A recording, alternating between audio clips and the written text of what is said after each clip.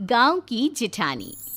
शांति अपने दो बेटों अर्नव और आरुष के साथ शांति से जीवन बिता रही थी। लेकिन शांति के पति सोहन से उसकी कभी कभार थोड़ी अनबन हो जाती थी। एक दिन शांति रोज की तरह सुबह का खाना बना रही थी, तभी दरवाजे की घंटी बजी।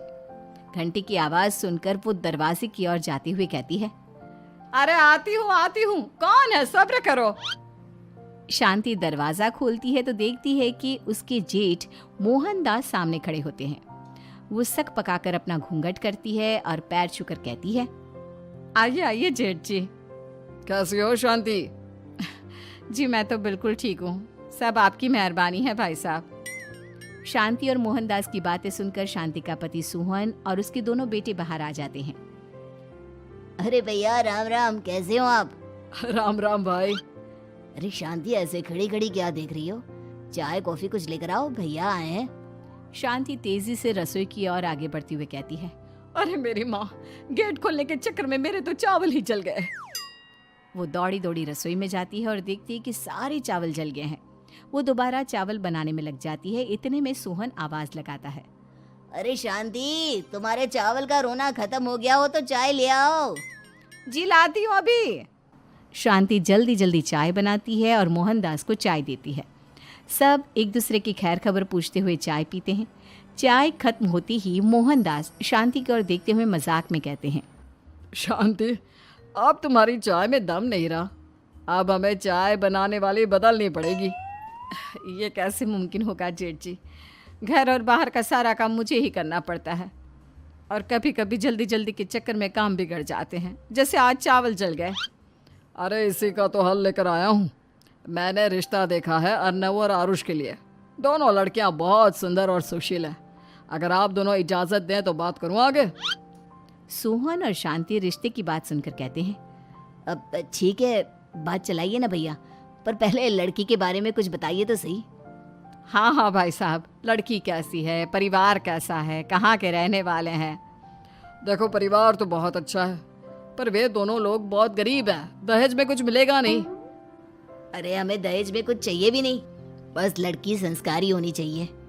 एक लड़की तो पढ़ी लिखी है और शहर की रहने वाली है, पर दूसरी अपनी गरीबी की वजह से पढ़ न सकी और गांव में रहती है। लेकिन दोनों है बहुत खूबसूरत। अगर तुम सबको देखते ही पसंद ना आ जाए तो मेरा नाम बदल देना। हाँ, पर तो हम आंखें मूंद कर भरोसा कर सकते हैं भैया।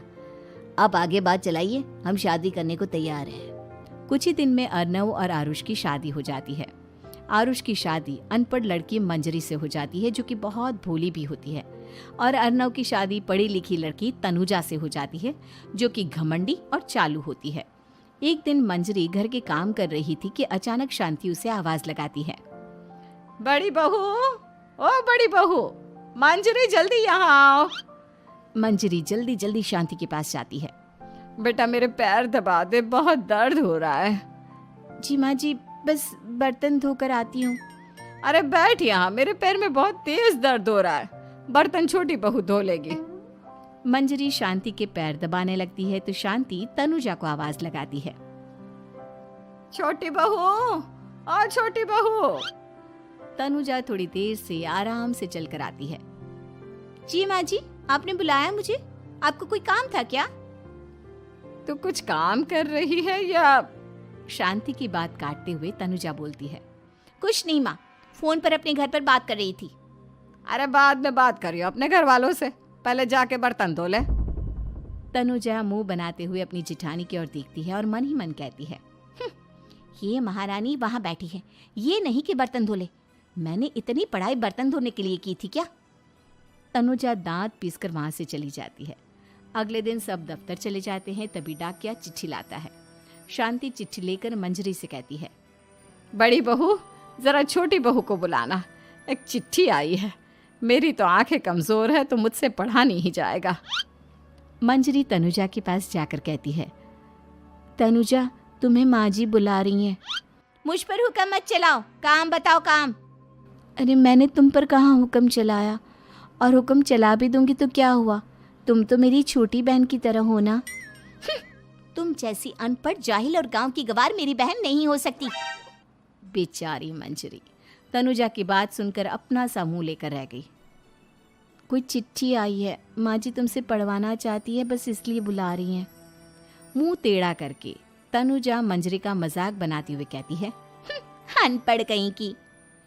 तनुजा का ऐसा बर्ताव देखकर बड़ी बहू बहुत दुखी होती है। तनुजा को अपनी पढ़ाई का घमंड इतना हो गया कि अब वो घर के कोई काम नहीं करती और अपनी जेठानी का मजाक बनाती रहती। तनुजा का ये बर्ताव अब उसकी सास को भी नजर आने लगा था। एक दिन शांति ने अपनी बड़ी बहू से कहा, मंजरी, तनुजा हर समय तुम्हारा मजाक उड़ाती है, तुम्हें गुस्सा नहीं आता क्या? आता तो है माँ जी, लेकिन मैं क्या करूं? जब भी उसे कुछ बोलती हूँ वो और भी जली कटी बातें मुझे सुनाकर चली जाती है। मैं उसे अपनी छोटी बहन की तरह प्यार करती हूँ, लेकिन उसके दिल में मेरे लिए कोई इज्जत नहीं। बहू, तूने वो कहावत सुनी है, जुल्म करने वाले से ज्यादा जुल्म सहने वाला अपराधी होता है। मंजरी अपनी सास का इशारा समझ जाती है। वो अपनी देवरानी को सबक सिखाने की ठान लेती है और एक दिन शांति अपनी दोनों बहुओं के साथ बैठी थी तो शांति अपनी बड़ी बहू से पूछती है, अरे बहू, शाम होने को है, कुछ सोचा है क्या बनेगा खाने में? माँ जी, मेरे तो सर में बहुत दर्द है आज। मेरी प्यारी देवरानी ही कुछ अंग्रेजी खाना बनाकर खिलाएगी। सुना है पढ़े लिखे लोग अंग्रेजी खाना बहुत अच्छा बनाते हैं, क्यों तनुजा? इतना कहकर मंजरी अपनी सास की ओर देखकर मुस्कुरा दी। तनुजा अपनी तारीफ सुनकर बहुत खुश हो गई। इतने में शांति कहती है, ये तो सच बात है छोटी बहू, ये तो मैंने भी सुना है। हम भी पक गए हैं बड़ी बहू के हाथ का खाना खा खा कर। तनुजा, तुम्हारी माँ भी तो तुम्हारे खाने की बहुत तारीफ करती हैं। आज हमें भी खिला दो कुछ अच्छा सा बनाकर। शांति की बात सुनकर छोटी बहू और आसमान पर चढ़ गई, पर उसे ये कहाँ पता था कि उसकी सास और जेठानी उसे सबक सिखाना चाहती हैं। तनुजा अपनी तारीफ सुनकर खुश तो बहुत होती है, पर सोचने लगती है, मुझे तो कैसा भी खाना बनाना नहीं आता। अब मैं क्या करूंगी? अगर मैंने इनको सच बता दिया तो मेरी सारी इज्जत मिट्टी में मिल जाएगी। अरे छोटी बहू, क्या सोच रही हो? खिलाओगी ना अपने हाथ का अंग्रेजी खाना? छोटी बहू हाँ में सर हिला देती है। अचानक से उसके दिमाग में एक आइडिया आता है। मैं इंटरनेट से देखकर कुछ बना लेती हूँ, मेरी वाहवाही पूरे घर में हो जाएगी। मुझे कौन सा रोज रोज बनाना है। माँ जी, आज आप सबको ऐसा खाना खिलाऊंगी, ऐसा खाना खिलाऊंगी कि... इतने में शांति छोटी बहू की टांग खींचते हुए कहती है कि पता नहीं कैसा खाना खिलाओगी। ए ऊपर वाले, हमारी रक्षा करना। इतना बोलकर शांति और मंजरी दोनों जोर जोर से हंसने लगते हैं। अब तनुजा रसोई घर में चली जाती है और खाने की तैयारी करने लगती है, पर उसे रसोई घर की चीज़ों के बारे में तो कुछ नहीं पता। जैसे तैसे सारी चीज़ें निकालती है और इंटरनेट पर देखकर खाना बनाती है। कुछ ही देर में सब लोग घर आ जाते हैं। अरे सुनते हो, आज का खाना हमारी छोटी बहू बना रही है। अरे वाह, आज तो फिर कुछ अंग्रेजी खाना खाने को मिलेगा। कुछ ही देर में खाना बन जाता है तो छोटी बहू सबका खाना लगा देती है। इतने में बड़ी बहू कहती है, क्या बात है देवरानी जी, आज तो बहुत अच्छी खुशबू आ रही है। ये बात तो सही कही बड़ी बहू तूने, खुशबू तो अच्छी है। ऐसी खुशबू तो मेरे खाने में भी नहीं आती। सब मिलकर छोटी बहू की बहुत तारीफ करते हैं और छोटी बहू 7वें आसमान पर बैठ जाती है। अब सभी खाना खाते हैं।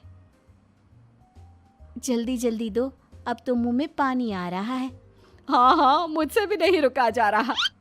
जैसे ही सोहन एक निवाला खाता है तो उसकी आंखों से पानी आने लगता है। ये देखकर शांति सोहन से पूछती है, क्या हुआ जी, खाना इतना अच्छा बना है कि आंखों से पानी आ गया? सोहन चुप रहता है और धीरे धीरे से खाना शुरू कर देता है। इतने में सोहन छोटी बहू से कहता है, बेटी तुम भी तो खाओ, तुम क्यों रुकी हो? खाना सच में बहुत अच्छा है।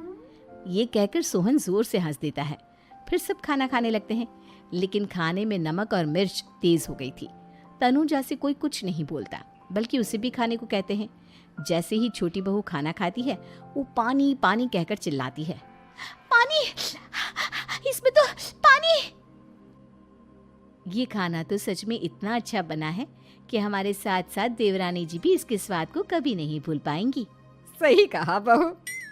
तनुजा को अपनी गलती का एहसास हुआ और उसने अपनी सास से कहा, माँ जी ये मेरी गलती नहीं है, इंटरनेट पर दिखाया था कि 4 चम्मच नमक और मिर्च डालने हैं। अब मंजरी को भी मौका मिल गया और उसने तनुजा पर तंज कसा। नाच न जाने आंगन टेढ़ा, हर जगह अपनी पढ़ाई दिखाती हो, दूसरों का मजाक उड़ाती हो। अब पता चला ना, हर चीज़ में पढ़ाई काम नहीं आती। और तुम तो शहर में रही हो, तुम्हें तो मुझसे भी अच्छा खाना बनाना आना चाहिए ना। बेटा, अगर तूने ठीक से सब सीखा होता तो आज तुझे शर्मिंदा नहीं होना पड़ता। बात शहर या गांव की नहीं होती। मंजरी गांव से आई है, लेकिन उसे घर का काम करना और खाना बनाना सब अच्छी तरह से आता है। तुम शहर में रही हो, तुमने ये सब क्यों नहीं सीखा? छोटी बहू सर नीचा कर सबसे माफ़ी मांगती है और बहुत शर्मिंदा होती है। दीदी मुझे माफ़ कर दो, मैंने आपको बहुत बुरा भला कहा, पर आपने मुझे हमेशा ही माफ़ किया। आज मुझे अपनी गलती का एहसास हो गया है। अब दोनों बहुएं मिलकर घर का काम करने लगी और एक दूसरे को अपने गुण बांटने लगी। मंजरी ने अपनी देवरानी को खाना बनाना और घर का काम करना सिखाया, वहीं तनुजा ने भी अपनी जिठानी को पढ़ना लिखना सिखाया। शांति और सोहन ऐसी बहुएं पाकर बहुत खुश थे।